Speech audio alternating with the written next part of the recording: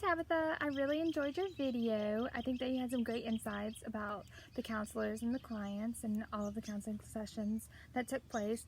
You talked about the verbal and the nonverbal cues throughout the sessions, and I think that's very important to recognize, with the leaning in and their posture and their dialogue. And, you mentioned the arm touch, and I mentioned that as well in my video because I thought that was important to point out because I know somebody else had mentioned it as well, and they had a different viewpoint than I did.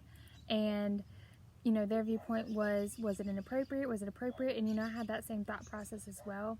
And, our professor, expanded on that, saying that it could be a trigger. You have to make sure, to pretty much kind of ask if you're able to do something like that, because you don't want to, make anyone upset or anything like that. In my opinion, I thought it was kind of nice that she did that. It did show that she was very sympathetic for him and everything, and I thought it was really sweet that she did do that. You talked about how, everyone is very friendly and they seem very interested and engaged in the conversation. And I think that's important to notice because, especially from the client's viewpoint, you don't want somebody to just be sitting back, not really focused and into the conversation. So I thought that was very important to, speak about as well.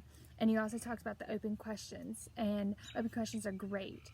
Honestly, I think they're better than the closed questions because, it causes the client to be more intrigued and, and they want to explain more about what's going on and dig deeper. So I thought that was great that you spoke about that. You also talked about the facial expressions, which I didn't speak about this, and I did notice them, I just didn't point them out.